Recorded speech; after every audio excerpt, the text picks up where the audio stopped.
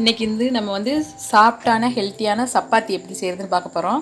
அதுக்கு கோதுமை மாவு நான் ஒரு 1/2 கிலோ கோதுமை மாவு எடுத்திருக்கேன். இது கடையில் வாங்கின மாவு தான். இதில் நம்ம உப்பு சேர்த்துக்கலாம். தேவையான அளவு உப்பு நம்ம சேர்த்துக்குவோம்.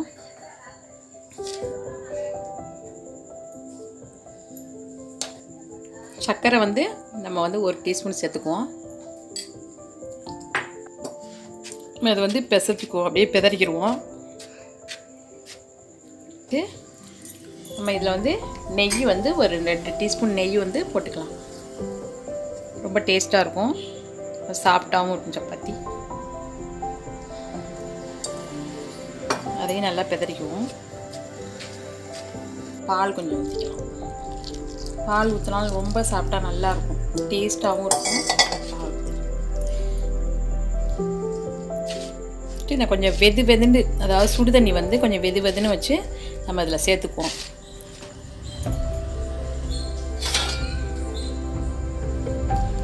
ரொம்ப ஊற்றிட வேணாம், கொஞ்சம் கொஞ்சமாக ஊற்றி பிசைஞ்சுக்கணும்.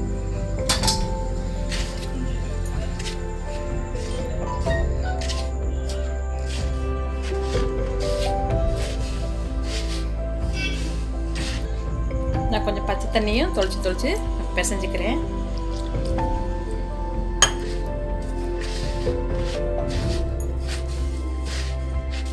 எடுத்துக்கும்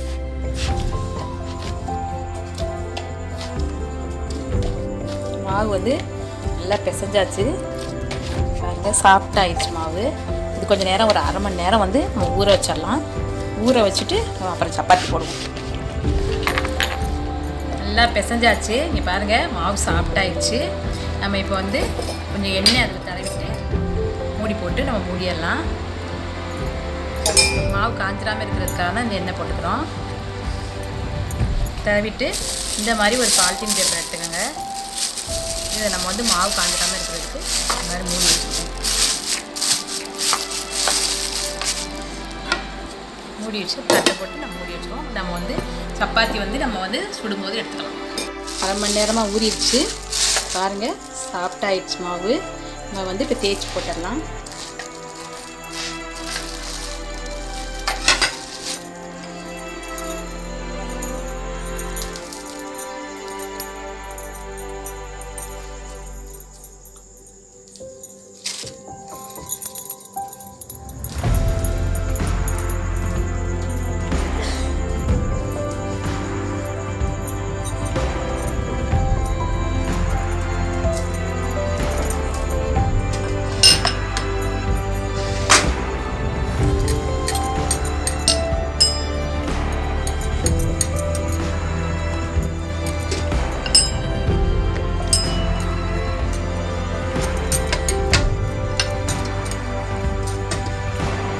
தேய்ச்சாச்சு. நம்ம கல் அடுப்பில் வச்சுட்டு நம்ம போட்டுடலாம்.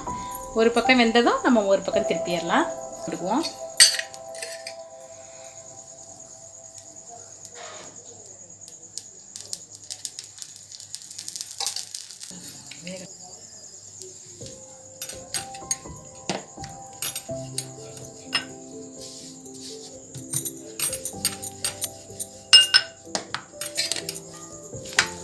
ஒரு பக்கம் வெந்துருச்சு, அடுத்த பக்கம் போட்டுடலாம்.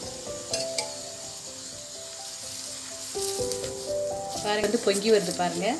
ரொம்ப டேஸ்ட்டாக இருக்கும், ரொம்பவும் சாஃப்டாகவும் இருக்கும் ரொட்டி.